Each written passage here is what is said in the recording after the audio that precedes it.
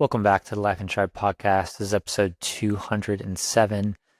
On this episode, we had Alex Schenk on the podcast. Alex is a teacher and the head cross country and track coach at Collegiate School in St. Louis, Missouri.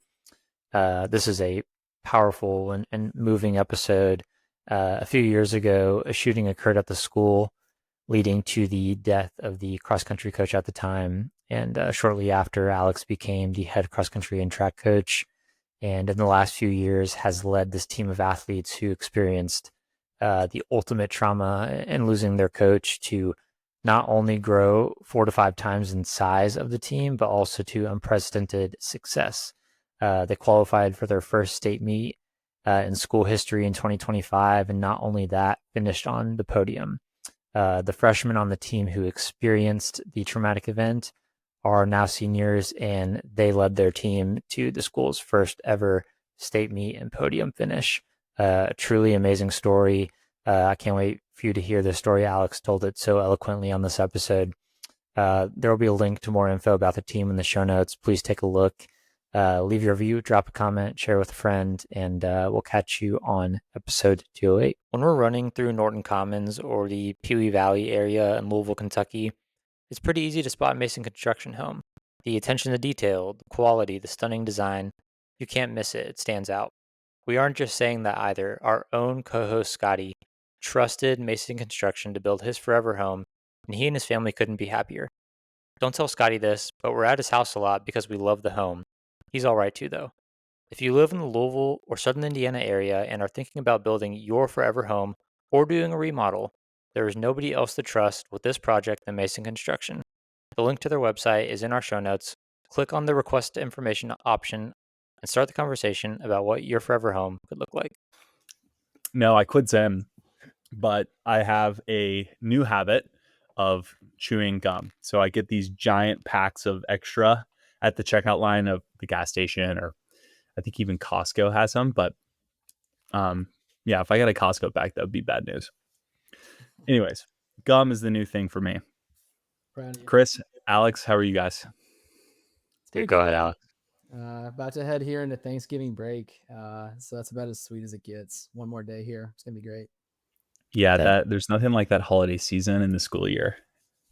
Yeah, true. Yeah, that's the best, dude. That's like peak life right there. Like when you're in school, I guess when you're a teacher too, it's like summer break, winter break. And it's just like, man, like I'm gonna play so much freaking Xbox, dude. It's the best. There's nothing better. With the headsets on, Yeah, headset on. All my dogs are off school too, you know. But dude, I'm great. I just banging out 20-mile days, feeling amazing. So just Yeah, feeling lucky to be here. Alex just joined the Life and Stride racing team, and he's my newest athlete who I'm coaching. We've known each other for how long have we known each other? I feel like we've known about each other for maybe 3 years now, but just I'd say recently in the last 18 or 12 months have started running together more. We met through our mutual friend Encore. Your all's wives are friends, and yeah, man, it's been cool getting to know you and running with you here in St. Louis. But so Alex, you're a teacher at Collegiate here in St. Louis. Tell us a little bit about what you do there. Yeah, for sure. So from the St. Louis area, my whole life, went to St. Louis U for college, and then Go Billikens. yeah, heck yeah, unique mascot for sure. I have been teaching at the same high school since I graduated, so this is actually year number 11. At the 10-year anniversary, little commemorative pen set this week, actually. So I've been at the city school now 11 years. Long fancy name. It's called Collegiate School of Medicine and Bioscience. So it's a magnet high school in St. Louis public schools, and it is our original building's location was actually just down the street from St. Louis U. So when I graduated, it was pretty cool. So I got to kind of stay close. So we've got about 330, 340 students. So it's relatively small, and it's changed a lot since I've been there. It's honestly, every year's been different. Every year's been amazing. And yes, I've been there since I graduated, heading into year number 11. I originally taught math, and now I do computer science. And I mean, we'll talk more about kind of the different things I've done with the school, but I, for all of the years that I've been there, I've sponsored a group called Students on the Go. So it's like a 10K and half marathon training group that's sponsored through Go St. Louis, which is our local marathon. And then more recently, last 3 years coaching cross country, and then the past year coaching track. And now I teach computer science. I think I mentioned that, but yeah, transition from math to computer science. Nice, dude. Cross country coach. That is a, I always tell people, um, I like coaching adults.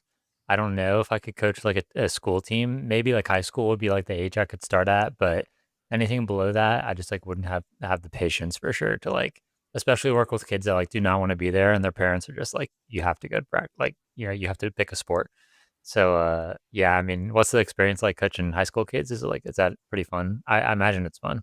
Oh, it's a blast. It's a blast, honestly. The two different things have been kind of unique, like the Go St. Louis program to get to see kids that maybe didn't see themselves as athletes, set off on this plan to try to run a 10K, or maybe, they're shooting for the half marathon, they're trying to cross the finish line. That's definitely different than cross country where it's like Yeah. we're racing to place and you need to be here every day and all of that. But I've like grown to love them both for different reasons. But I think the cool thing is like the kids love it. They love each other's company. Our school has a super tight sense of community, and so I just oftentimes think these guys are making core memories out there, and they're having a good time doing it, and they're getting healthier, they're getting stronger, and honestly, it's peak fulfillment for sure.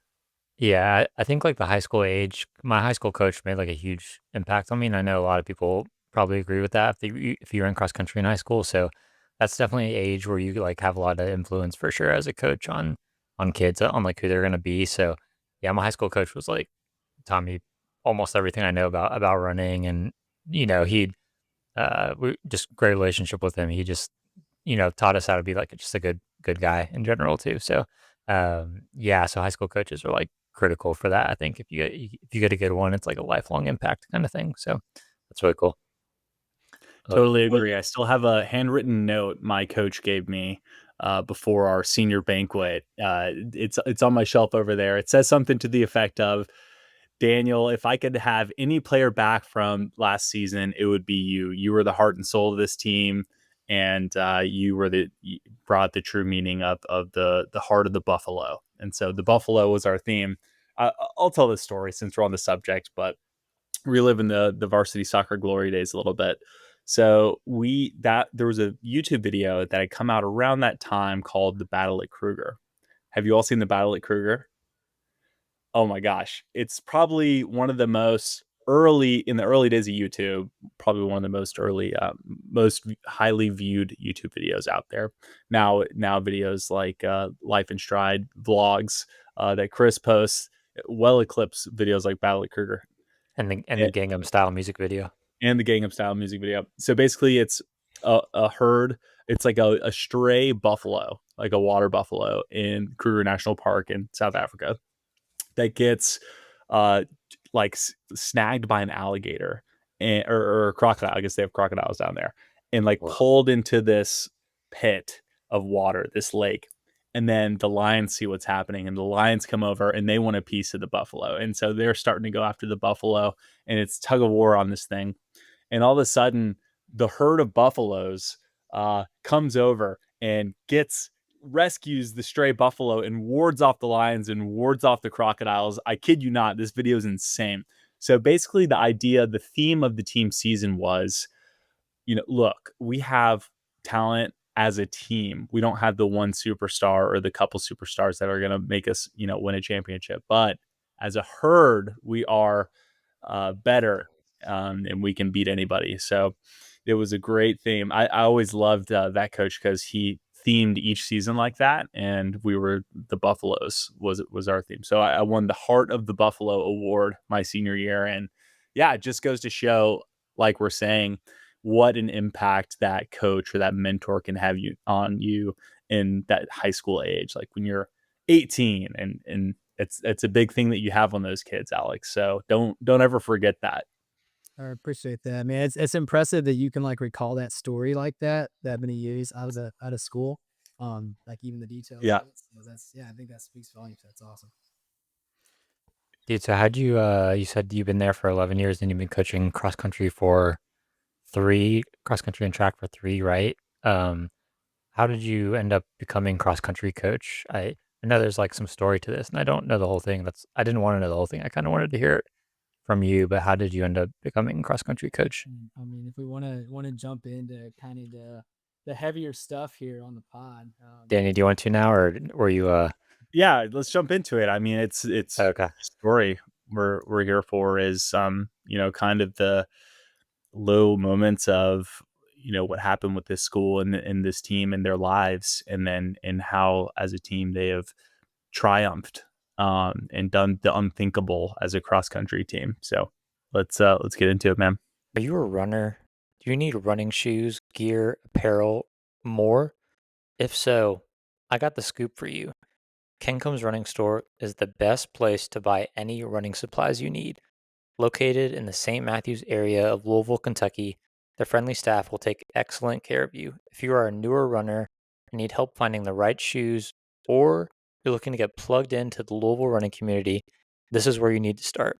If you don't live in Louisville, check out werunlou.com. We have a discount code and the link to the website in the show notes, and the shipping is free for purchases over $100. I promise you, Matt and team are the friendliest people you can meet. Don't hesitate. Get your running supplies at Kencom's Running Store and support an amazing local business. yeah, for sure. So I mentioned I've been teaching there. This is year number 11.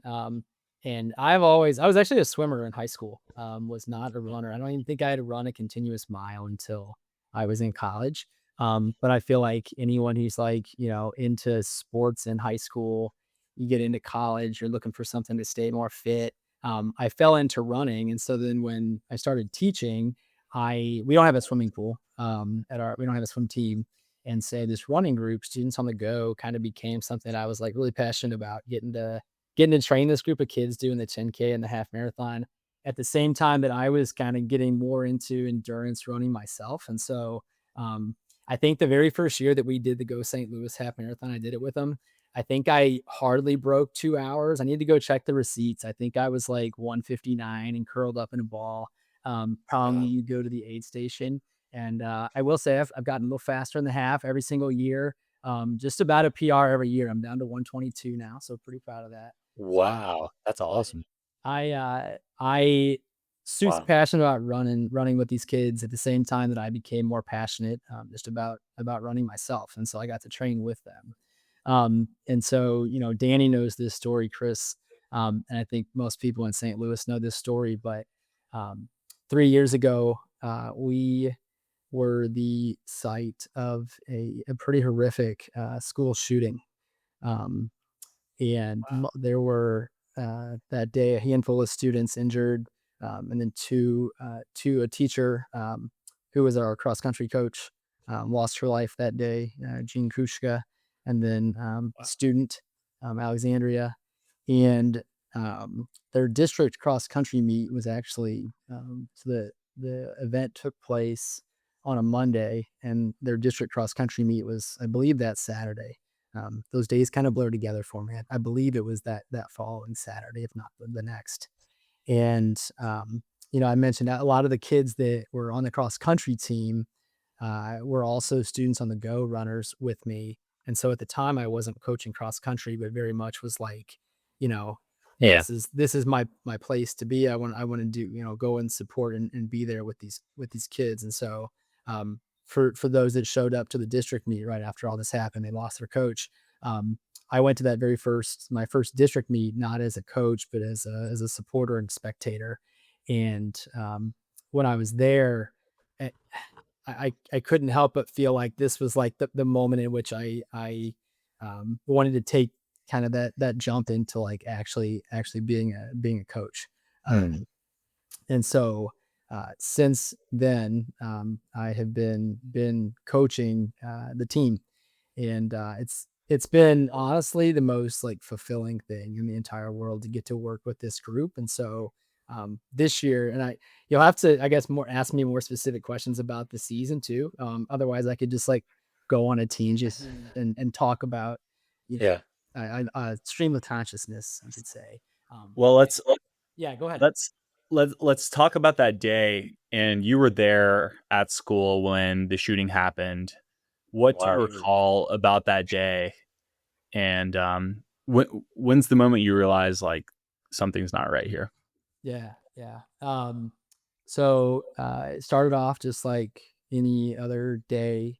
Um, First period class, I had a group of mostly freshmen, predominantly freshman students, and I hear this commotion down the hall, and just have like no, wouldn't have my mind wouldn't have jumped to something like what transpired that day, but I heard a commotion. And I go over and close the door, and I just remember thinking to myself, like, someone down the hall, there's like, this. It doesn't sound like somebody's having a good day. Um, and so a couple of minutes pass, and um, our administrator comes on the intercom. And we had a code word for an intruder, and she comes on and says the code word for the intruder, and to lock the doors. And so we did that, and I would say even in that moment, like, nothing had really clicked that it was more serious. And um, as I thought about it, like, so much of that day kind of blurs because it all happened so fast. Um, but I believe that they came back on the intercom again, but that time her voice was very, very shaky. And at that point, like, the students knew that it was something more serious. And so they're kind of all against the corner of the classroom, and I'm like kind of between the door and where they are. And I get a text from a colleague that's like, "Hey, are you doing okay over there?" I'm like, "Yeah, yeah, how are you doing over there?" And my colleague said something along the lines of the text like, "I- Did you hear them on the walkie-talkie just say there's an AR-15 in the dance studio?" And I just remember thinking, like, holy smokes, like, Yeah. this is real. And I think I texted some of my family. I said, "We're having a intruder event. I don't think this is a drill." And so it was kind of in that moment that I knew, like, this, my brain's kind of piecing everything together, that that day was a little bit more serious than any other drill that we had had before. Oof. Man, that is.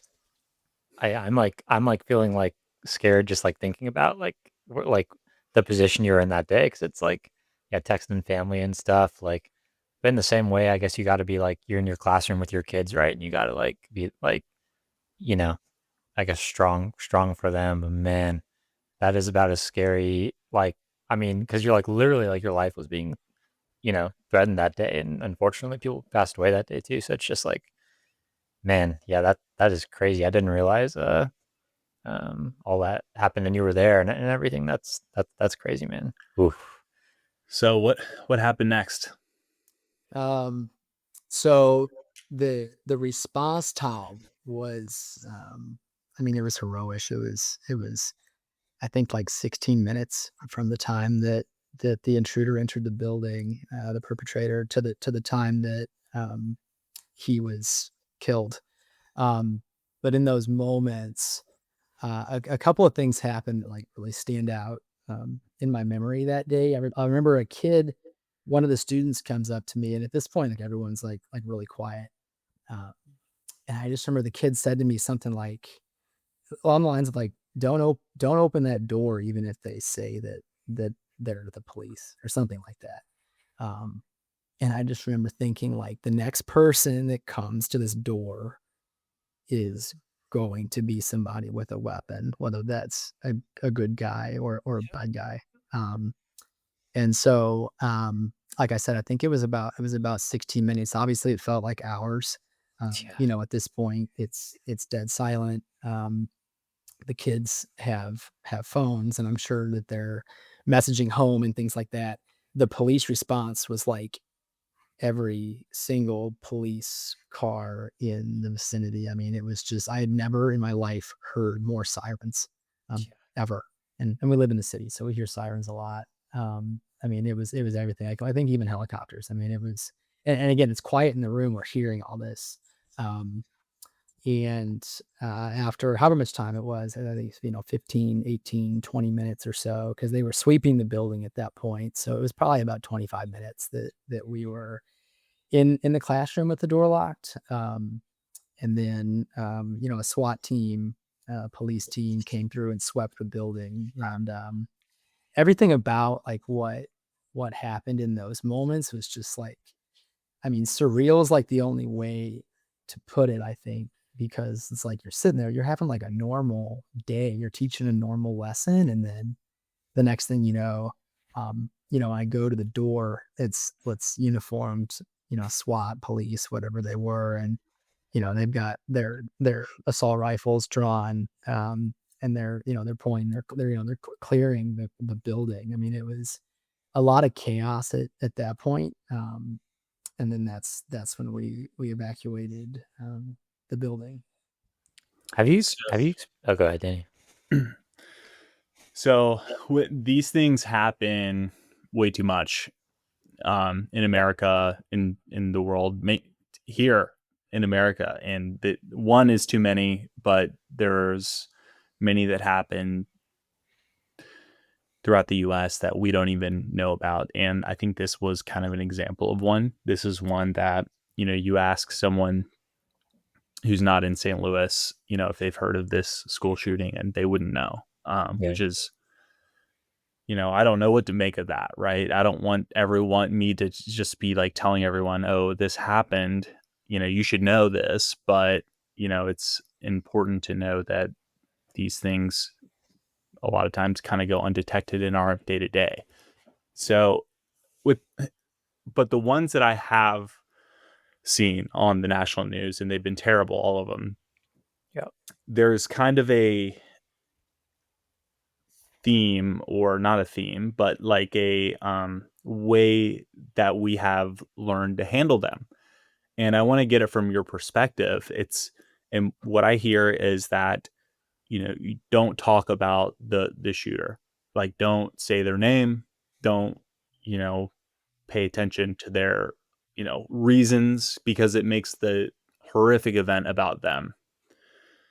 But, remember the victims, and remember that they were good people, and say their names. What's your opinion on that, Alex? And how do you like to remember the victims, and think about, the criminal you who did that? Yeah, I mean, I don't know. I'd say that I agree with that. As I was thinking about it, knowing that we're going to talk about this tonight, it's like in my mind, I don't even remember his name. I can picture him from all the news that came out, and it's interesting you say that about the news, because that was like something about it that was so interesting. Obviously, here in St. Louis, everyone knew about it. I remember even when we were like right after we evacuated, it was on CNN, but it was like like a lower headline on there, Mm, and it was surreal. I I think I do like the thought that the attention should be on those that of honoring those that lost their life that day. And so for the last 3 years, um, or at the third anniversary now, we've had school off those 3 days as a day of remembrance. The Missouri Botanical Garden here has opened up the gardens for students and staff to take a step back and reflect, and provide lunch and those things. And so um, I think that's been a helpful part of the healing process. And I think I would say that I agree with that sentiment. It's like, hmm yeah, I'd say I agree with that sentiment that Yeah, should be on honoring. absolutely. And it sucks that there even is a protocol that exists, but I think that more people should know that, yeah, you should remember those who lost their lives, because that has ripple effects through our society. But one thing about it, Chris, did you have anything that you wanted to ask Alex before? Oh, I was just gonna say that, if I was in a situation like that in your shoes, right, I would be like, I don't know, I guess like going back to work, right, would be like pretty like scary. I mean, people definitely experience PTSD from that situation. Was it hard for you to like return to work after that and like think about it for a while when you walked in, or has that kind of subsided at this point? Yeah. I mean, for sure, when we first went back, I think that was probably one of the biggest challenges and why I got so into running. Yeah. I was, you know, that was honestly a turning point for me with running because after everything happened, there was like a feeling of a lack of control. It was like we didn't know when we were going to go back. We didn't know if we were going to go back. We didn't know the extent to the damage that the building had sustained. And it was like teaching is probably the biggest part of my identity. I absolutely love my job. I love the people that I work with, and I love my students. And it was like that was completely upended. Um, Yeah. and when that happened, we didn't know how long we were going to be out for. I was running all the time. Um, and running is like something you can control, right? You can control the distance and how far you go and your pace and who you run with and those sorts of things. And so running was like definitely a huge healing outlet for me. I feel like right after everything happened, especially when we went back, you know, there was a lot of love from the St. Louis community. I mean, the St. Louis running community too. They donated our running groups, shorts and socks and all of those things. People in the community made us signs when we came back. There was an outpouring of support. I feel like that made it a little bit easier. We had therapy dogs and we had extra therapists on site at the school and things like that. Nice. But it was definitely challenging, and that day, the fire alarm was pulled when this was all happening, and you can imagine a school fire alarm is super super loud. Yeah. To this day, the fire alarm is triggering. Even when we do drills, it's like you can't not think of that. Yeah. Um, and so I think there are still some challenges. I think I have so many happy memories in our building and with our students that, um, I don't want to say it gets easier. But when we first came back, it was definitely a challenge. To not it's something you thought about every single time you go to walk down the hallway. This is where this happened. This is what I saw here. Um, but I think I try to think about the happy memories that I've made there, and Yeah. anyway, yeah, kind of a long tangent there, but I remember running by Collegiate the day after it happened and seeing like things like mementos or like memorials to those lost, like just piling up. And, in the days after, like right on the front steps of the school. And I mean, it seemed like that stuff was there for a while, but every time you ran by, it was on my route, down Arsenal to Tower Grove Park, and you do the loop and you come back and pass it again. And it's like, yeah, it's in such a main area, Chris, of St. Louis that, Mm. you anyone who drives down this major road, Kings Highway, like knows that school and saw, the outpouring of support with their own eyes, after it happened. So, but, I kind of go ahead, Chris. I was gonna ask about the district cross country meet that following week, but Yeah. if you want something first, go ahead. No. Yeah. Yeah. So what happened, at districts? Yeah. So the team still ran at districts that weekend. uh, I would say some to many of them did. Well, Wow. some did not. Obviously, Yeah. as Of course. when you face like so much trauma, and it was so serious after that it was kind of like, in the grand scheme of things, what does running mean right now? Mm. And so many of them did, and I would say talk about resiliency. To show Yeah. after losing your coach, after going through that trauma, you're not in school. So yeah, they showed up and they finished strong. Oh man. I Were you an assistant coach on staff at that time? No, not with the cross country team. I mentioned like the 10K of Yeah. Hackathon group. A lot of them did cross country, so there Yeah. was some overlap there. I knew the kids, and then obviously I teach them all too, so I knew all of the cross country team, but was not a coach. Was just there as a supporter.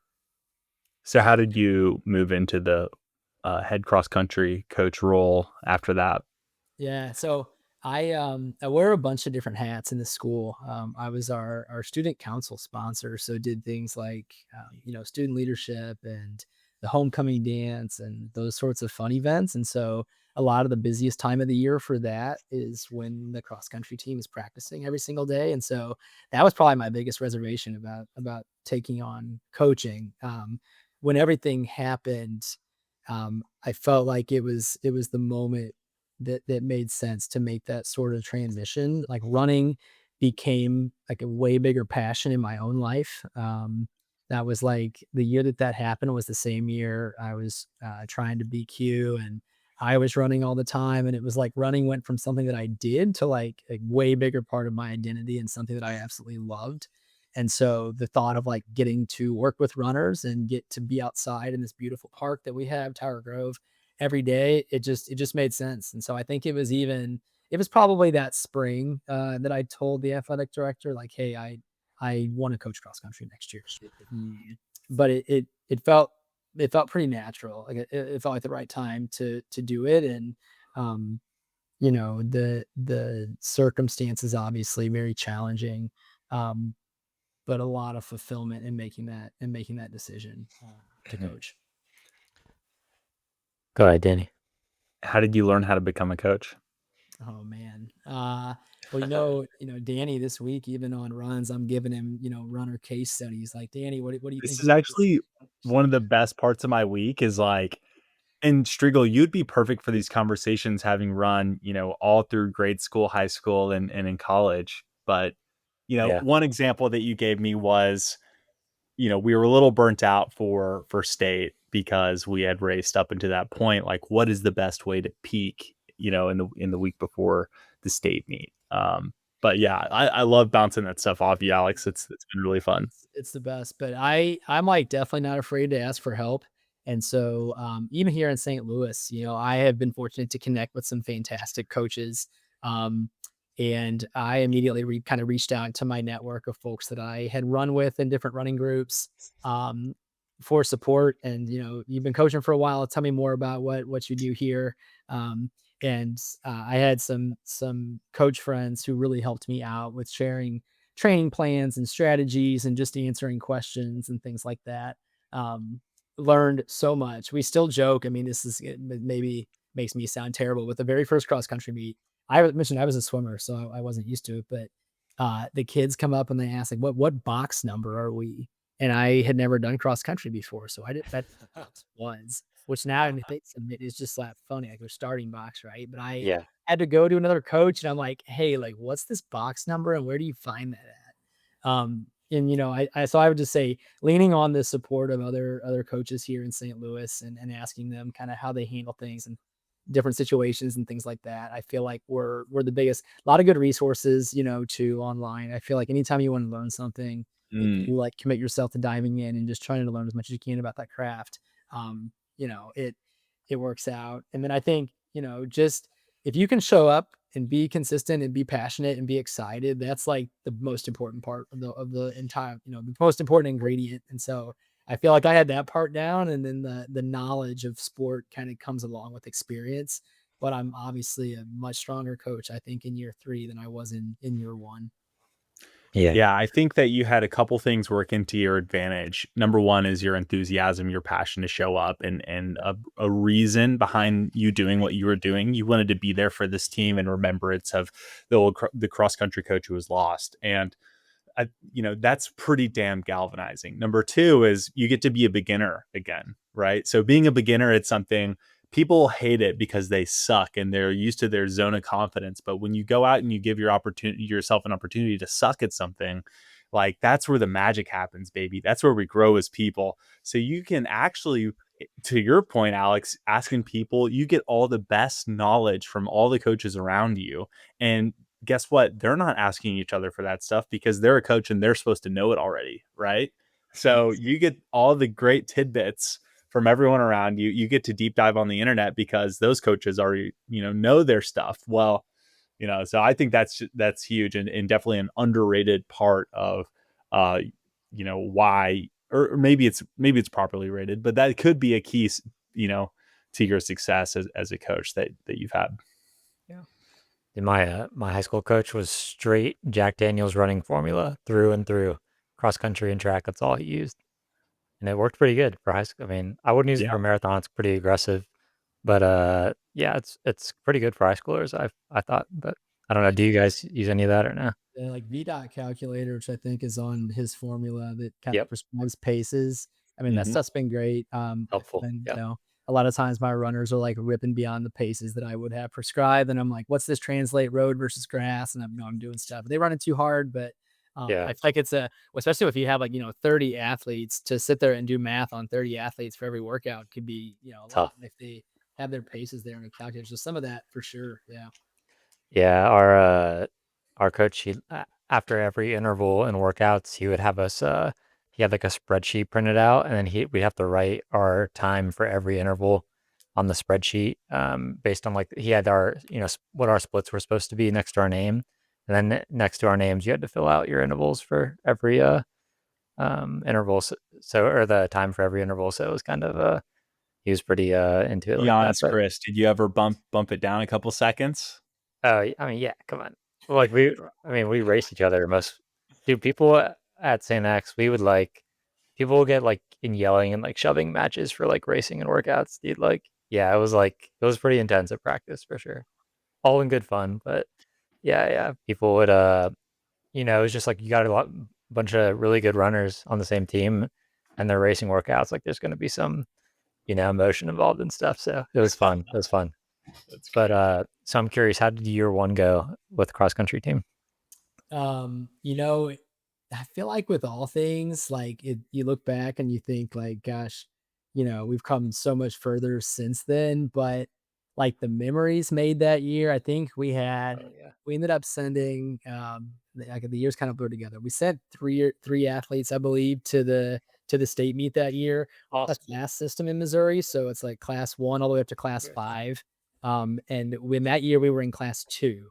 Mm. So real small schools. We're at the top of class two with like, 275 kids. Now we're in class three, so way higher level of competition.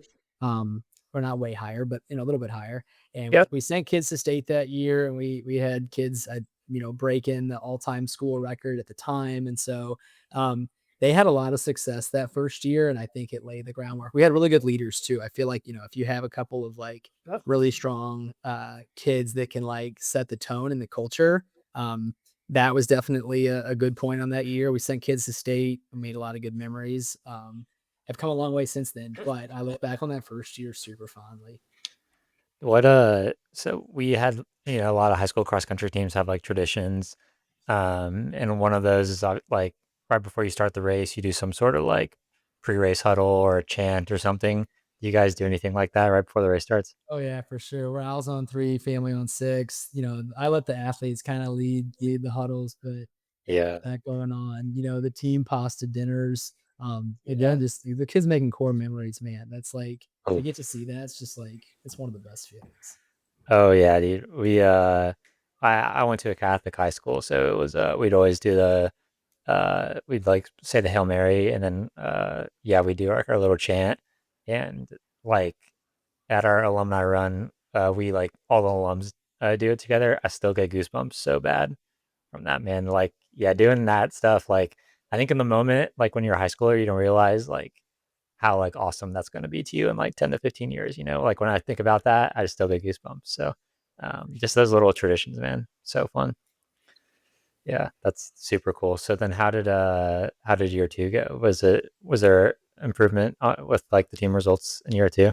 Yeah, for sure. I think the biggest thing is we've grown each year considerably. So the first year before I coached, there was five guys on the team, which for anyone who doesn't know cross country, that's not even enough guys to score at a meet.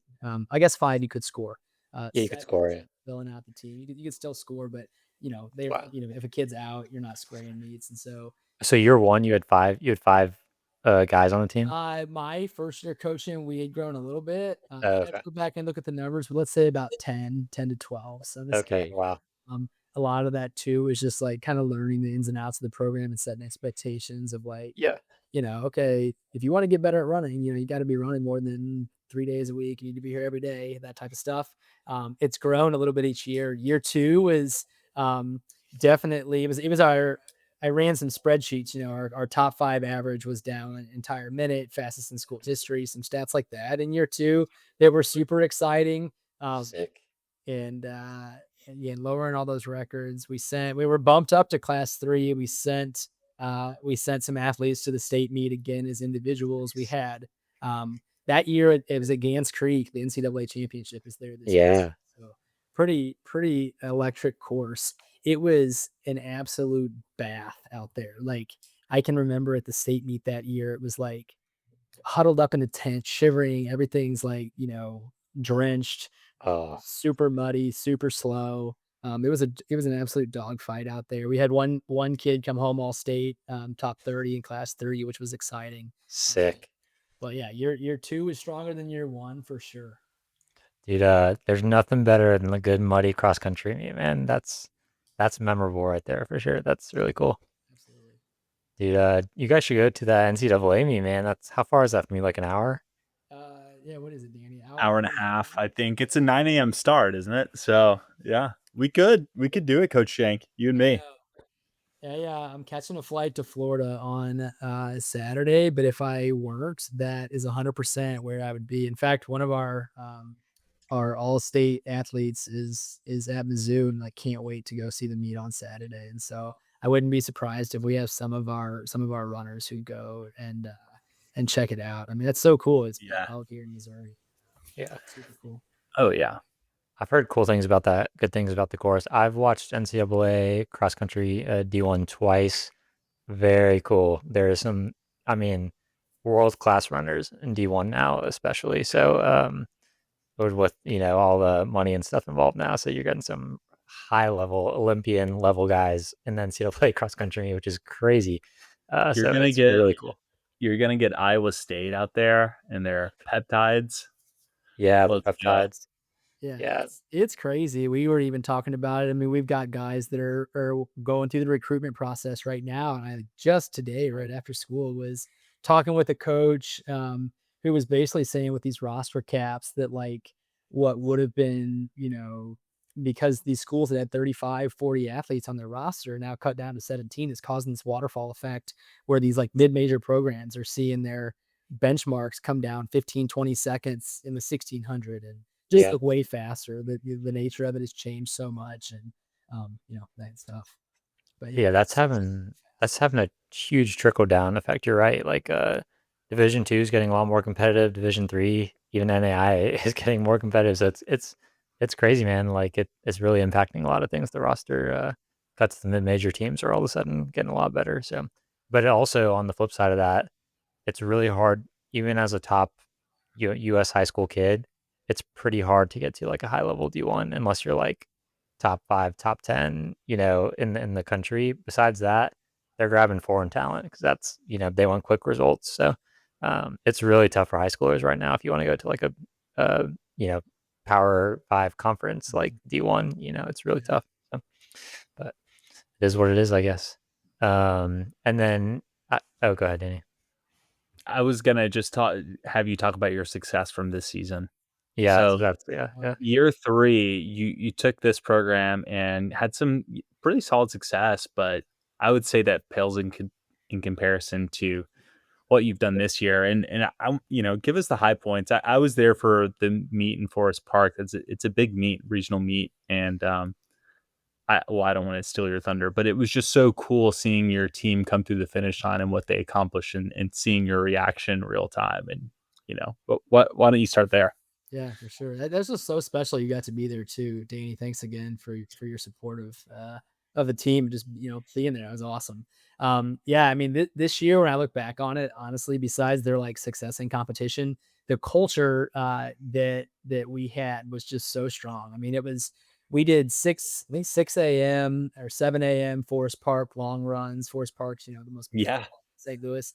And we had these varsity guys every Saturday morning at 7 a.m. without fail, hitting their long runs, never complaining about it, just like super excited, always in good mood, good spirits. One morning a kid had left his running shoes on top of his car, had no shoes, and then Danny Ryan Saz is dropping off a pair of size 10 Adidas for these kids showing up barefoot, grabbing shoes. from Ryan, and then hitting his long run. But just like the culture was awesome. Like I'll always remember that part of it, and the success that they saw in competition was just like, I mean, it was thrilling. So You just had an amazing training block and you're walking to the start line of your PR attempt race.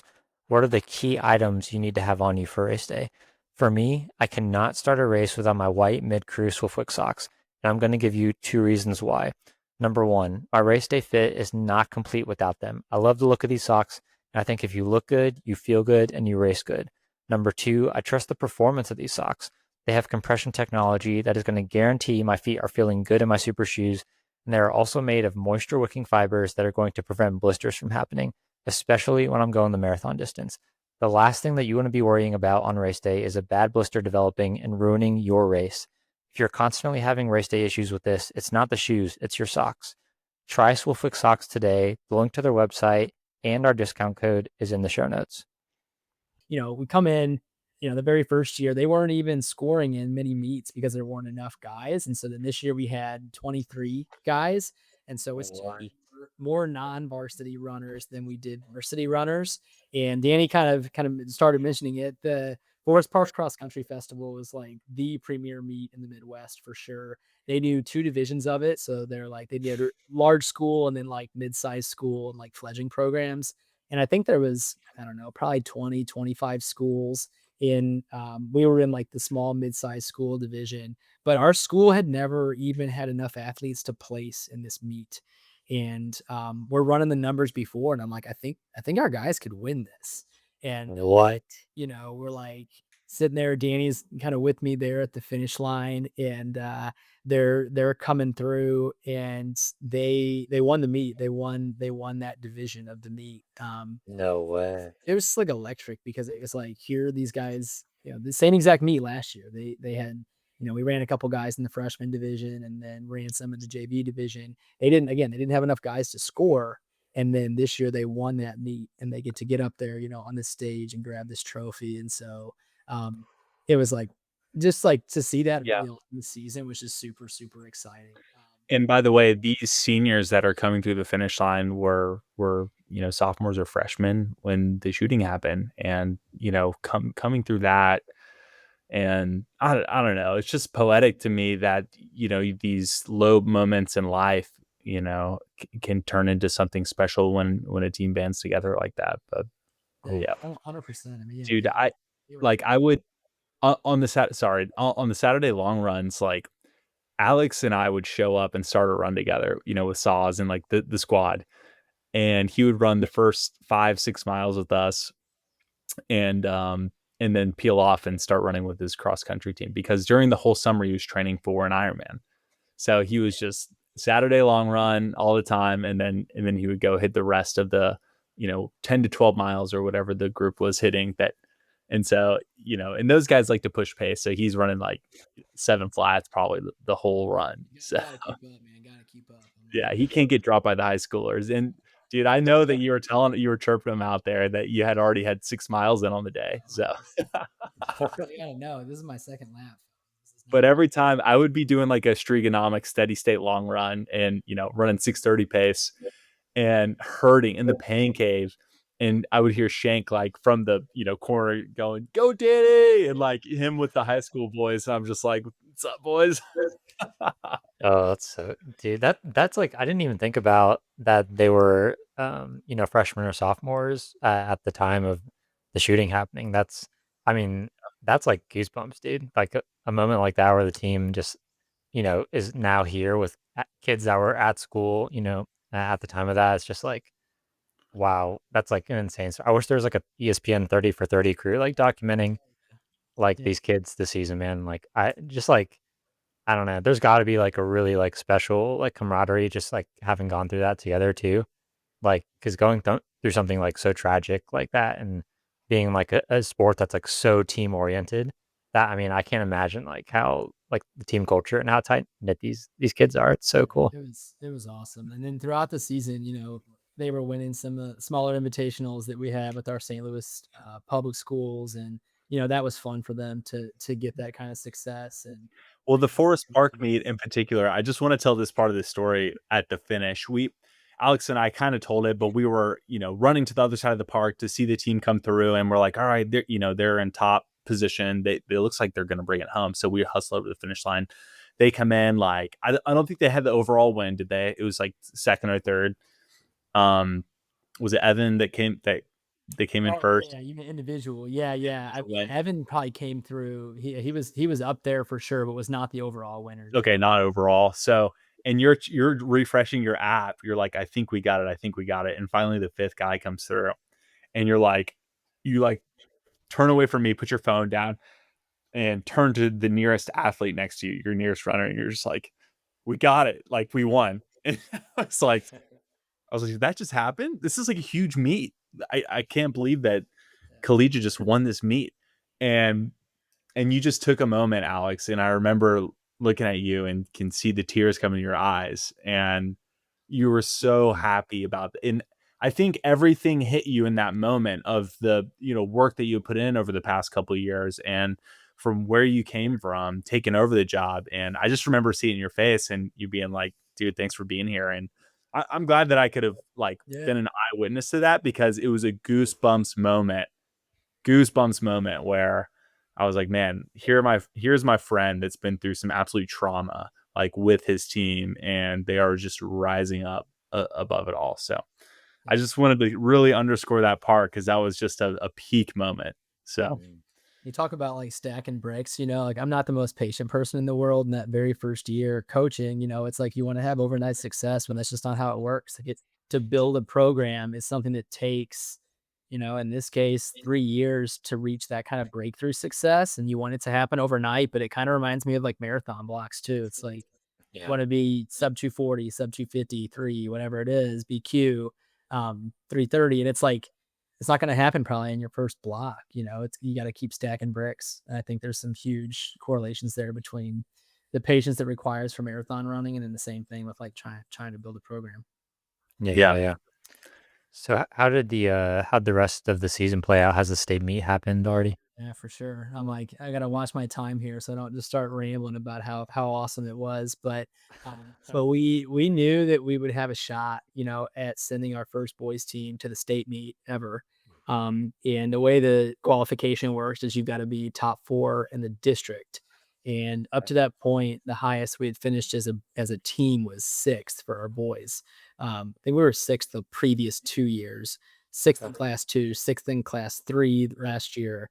And then this year, we're looking at the numbers, and it's looking like we're sitting like 2nd, 3rd in the district. Top 4 make it. So we're like, this is solid. But we're going to have to move.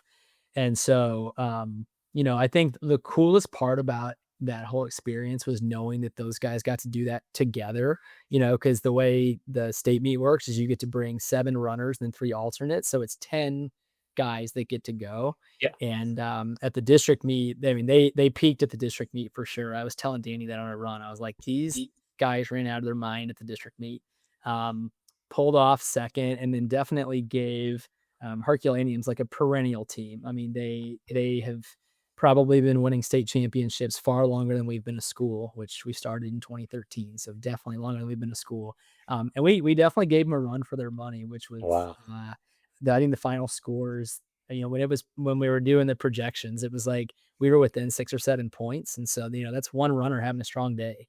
And so anyway, I was like, if they can pull off top 4, we're sending 10 guys to the state meet at Gans Creek. That'd be a blast. They pulled off 2nd at districts, which was absolutely incredible. Week between the district and state meet. So then state meet is the top 20 or top 16 teams, 16 or 20, top 16 teams in that class. And so, we never made it to the state meet ever. And I was telling the guys, I was like, I bet you if you go back and look, there's probably never been a school that made it to the meet for the first time and then left with, any sort of championship trophy. And that was kind of, even at the beginning of the year, we're crunching numbers. I'm like, when I think about where you guys can be, I think that you guys could be state champions. Might have been a little ambitious there to chase a championship, but you got to set the bar high. So we get to the state meet and these guys are seeded 3rd. But with the state meet, I forget the exact number. It's like, over 200 or so runners. And so any one person having a good day or a bad day can sway the points 20, 30 seconds because everybody's fast at this meet. And so anyway, at the Gans Creek meet where it's state, um, they've got the live scoreboard. So it's like showing what place you get. And in my mind, I'm thinking if we leave here, top 4 are leaving with trophies. I'm like, if we can be top 4 and leave with hardware at the state meet on our first trip, that would just be absolutely incredible. Incredible for these guys. We go down the night before, they're having a great time, we're staying in a hotel, team dinner, all that stuff. Nice. They're having an absolutely amazing time. And race day rolls around. We saw, some of the districts that we were up against were, they had probably harder district courses, so they were primed to run a lot faster. We're sitting there watching the live results, and shows us third. And then at like the 3K, we're in fourth. And then at the 4K, we're in fourth by a smaller margin. I think it was like 10 points because it's like live scoring when these people cross the mat. And they come in, and then it says that we're fifth by a point, like a singular point. And I turned to the other coach next to me. I go, that's just devastating. That's devastating.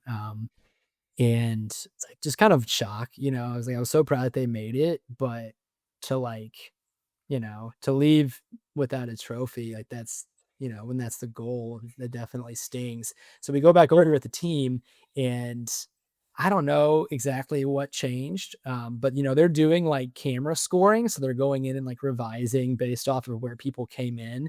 But the scores changed about 15 minutes later. It showed us tied for fourth.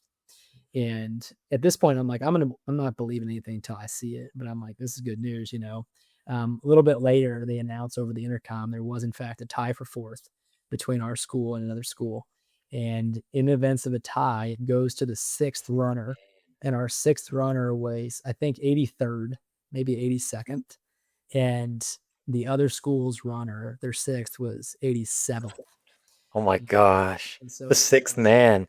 it was, man, to see these kids, like, just absolutely electric. And like everything that you like teach as a teacher, about how camaraderie and everybody counts. And like that 6th and 7th runner, they could have gone in and like, they're probably thinking, I'm not scoring, I'm not contributing here, like it did it. They everybody counted. It came down to them. And so to see that, like, I I mean, I was crying. We had guys crying. Like it was just like to see them do that, and then to get that moment. We've got this like team picture. I think I've got it. I'll have to share it with you, Danny, if I haven't sent it to you, and you too, Chris. I think it's on my Instagram, of the guys just like holding the trophy up afterwards. And that moment to like get to see that, the culmination of knowing like everything that especially those seniors had been through, to know that they got that moment up on that stage, and got to go up there and grab that trophy, and know that they were a part of this team when there was 5 guys on the team, and now there's 23 guys, and they're hoisting up a state trophy. Like it, it was phenomenal. The 15 minutes between the 5th place and then ultimately knowing that we would have tie break was crazy. I told one of the guys, they're jumping up and down. I'm like, I'm not believing anything until they call your name across the stage. But yeah, it was like, I couldn't think of a more like poignant way to end a season like they had than for it to come down like that. And like a real quick final, story, last state meet story. I'm like walking back. This is like the absolute best of sport. We got this kid who was the 6th, right? He's a freshman. He had never run before in his life. And he played pickup soccer and stuff like that. He comes out first day of practice. He's like trying to keep up with these varsity guys. I'm like, hey, buddy, don't want to get you hurt. Like, right? He's like, no, I'm good. I'm good. Anyway, he's walking back, and he says, Mr. Schenk, I don't know why. I don't know why. I don't know why, but I feel like I might cry. I think I might cry. And this kid just breaks down, and he just like so innocently was like, I don't know why. I'm like, man, I like put my arm around him, and it was just like, we're like both crying. It's like, that's like the best of sports, right? And then he starts teaching.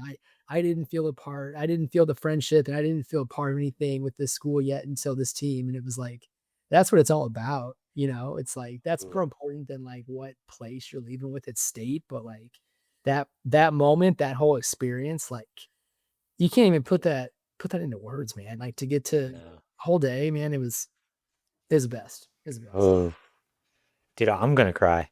That's Yeah, I you got mean, me all misty-eyed, Coach Shank. This is crazy.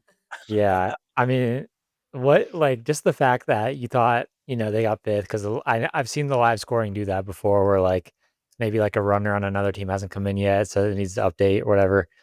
And then yeah, just for it to be a tie and go to the sixth man, I mean, like how like what a storybook ending that is, to the meet. That's just like so epic and man, like this is I want to go like coach a cross country team now. Like this has got me so just Right? jazzed up, man. Like what an epic story. There's even a book about this.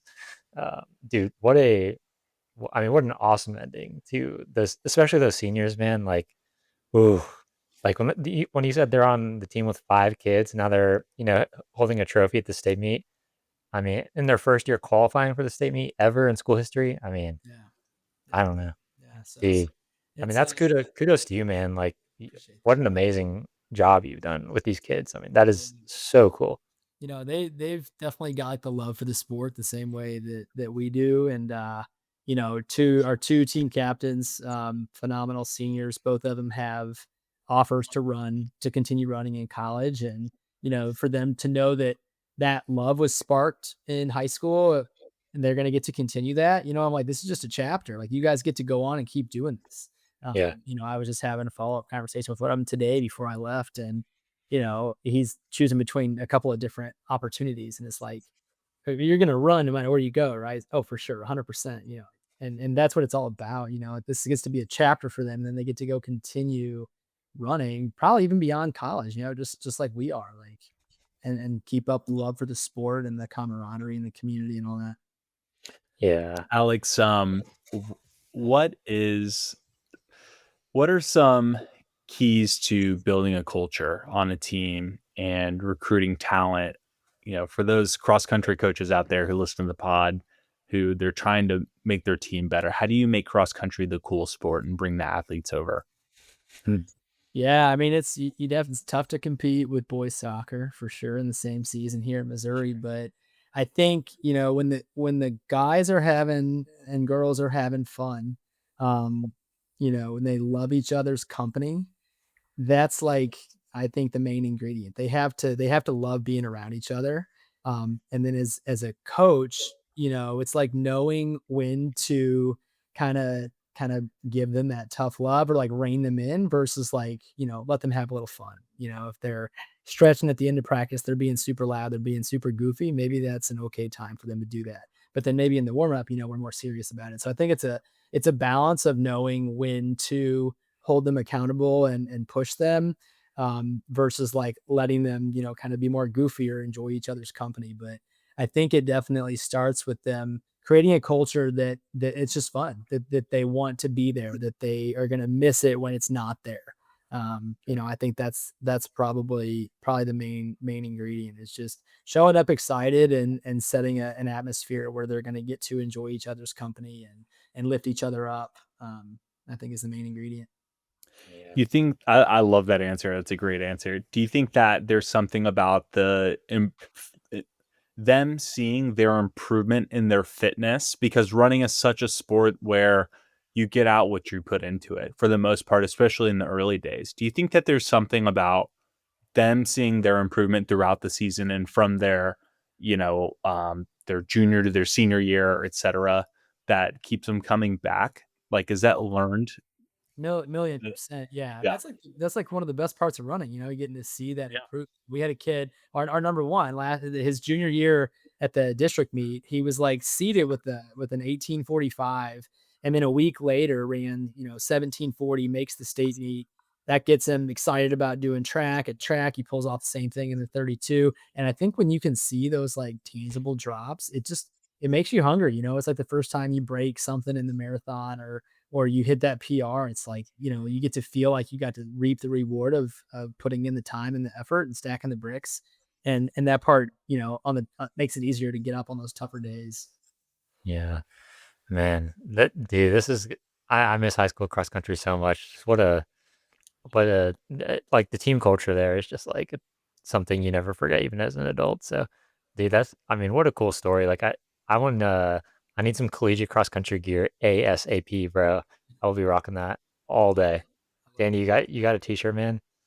Well, I need one, no, but there are things that if you're in the St. Louis area, you can do to help Collegiate. They have a lot of new runners coming in, and Alex probably won't come on the podcast and make the ask, but I will. They have runners that Collegiate is a great school because it's a super diverse group of kids, and they come from all sorts of socioeconomic backgrounds, and not all of them can afford all the new gear. So if you have like an old running watch, an old Garmin, or a pair of shoes with some more miles on them. I mean, I don't want like the raggedy ones, something that you would let your high schooler run in.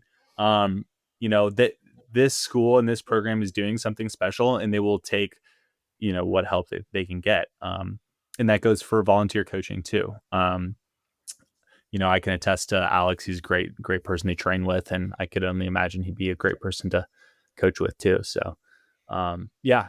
And if you're not in St. Louis, like think about volunteering for a local school's team, as a coach, or maybe you can just donate some gear to their team. I think that, a lot of these kids, all they need is one less thing to take the friction out of them showing up to do this sport that we all know and love, and it Yeah. could change their life. So consider doing that. So you said the school has been open since 2013, so it's like pretty much a brand new school, right? Yeah. Wow. Yeah. Wow. Number one public school in Missouri, U.S. News and World Report, though. So we achieved some considerable. We climbed the charts, so to speak, since our opening. So Wow. That is unbelievable. I mean, just like for all of this to happen from like, for being such a new school to now is, I mean, what a crazy just timeline. Has there been any like major news articles in the St. Louis newspaper or anything like about the season, or has anyone picked up on that? I feel uh, like this needs to be like gone to a wide audience, you know? yeah, I feel like this our local newspaper, the St. Louis Post-Dispatch. I feel like the some high school sports coverage can be a little spotty sometimes, but Sure. Forest Park Cross Country Festival, there was a good article on the team's success after that meet. And then after the mile split is like the big organization that Yep. covers track and field and cross country. They put up an article about our success after the state meet, and then they put up a video too interviewing our guys, and in the video interview, mention everything that had happened at the school as they're talking Wow. about seniors. So that was pretty special to get to read that. And it was just cool to hear that acknowledged there at the meet too from one of the media members of just like, how's this feel after everything you guys have been through. It was like Yeah. that was powerful. So yeah, I had a mile split article, and then Post Dispatch covered the Forest Park meet. And they covered the season after everything happened in 2022. They covered a lot of that season too, Cool. for those articles. But yeah, Cool. I will definitely look for the mile split interview. I'm sure I'll be able to find it with the Google search and link it in the show notes. I would love if anyone wants to like see like a video of the kids in this interview. That sounds really cool. If you want to get some more info on the team, that sounds really cool hearing it from the kids themselves. Coach Shank, you're an amazing person, man, and keep doing what you're doing. I can't wait to see your success in the spring season for track and cross country and beyond. Man, it's gonna be a freaking movie. And dude, like honestly, I'm honored to be your coach. Like, I you're killing your training. We're running the Mesa Marathon together. That's mid February, and man, you got a solid base coming off that Ironman, so Yeah, that will we're do it. gonna be. oh, thank you. I mean, I look at the community that you guys have built, and it's like, that sense of fulfillment that I get from the students and getting to work with them. I'm sure you feel a lot of that same thing in the athletes that you coach, and then getting to see these turnouts that you're having at some of your running events. Like that's what it's all about. If you ask like, Yeah. why do you run? I mean, it's the community for me. And so I know you guys understand that because you're so community focused, which I think it's awesome. That's what it's all about, is the community. Yep, couldn't agree more. But anything else, Danny, for Mr. Shank? Great pod, man. Thanks for coming on. Uh, Sorry again for oversleeping on you this morning. It's all good. We're gonna get many more miles. I'm pumped for Mesa. It's gonna be a great time. Honored to Right. be on the pod. Honored that you asked me. Yeah, bro. Oh, dude, I'm telling you right now, people are going to be locked in on this timeline of this episode on the Yeah. runs. I can already tell you that. Like, if I was listening, I was thinking about that while we were recording. I'm just like, if I was listening to this on a run, I would not want this run to like be over until like this pod is over. You know? I've never cried on a podcast, but damn, you had me close. You had me really close there. Yeah. Last story, just because you said that, you'll get a Okay. We had our banquet at Sky Zone, our end of the year banquet. You know, Oh yeah, I love honestly, Sky Zone. this whole movie. Man, I've been on runs and gotten choked up thinking about the end of the season or these seniors graduating. Like, I just freaking, love this group so much. And I'm sitting there at Sky Zone. I was like, listen, I think there's a rule that you cannot cry in Sky Zone. It was right. And like, cry if it's super loud, people are jumping. I'm sitting there crying in the Sky Zone, man. Crying in Sky Zone. Crying in the Sky Zone, man. Like you're crying in the club. That's how we wrapped it up. It was a couple tears at Sky Zone and some That's tears. beautiful. That's beautiful, man. Crying in the Sky Zone. What is this, guys? I'm like one of those bouncy places. Yeah, trampoline. Yeah, it was like a trampoline. Yeah, rock kinds of different things, but yeah, Dang. big old trampoline place. So the kids jump for an hour, have a bunch of pizza, then we pass out awards, and it's like, this place is super loud. It's not super conducive for an award ceremony, but it is conducive for a good time. And then you're like, True. people are screaming and you're crying, and it couldn't have ended the season any better way. Yeah. Wow, that's awesome. That is a funny story. Thanks for sharing. Crying in the Sky Zone. But all right. That is episode 207 of the Life in Stride podcast, Crying in the Sky Zone. Love you, mean it. Peace. Peace.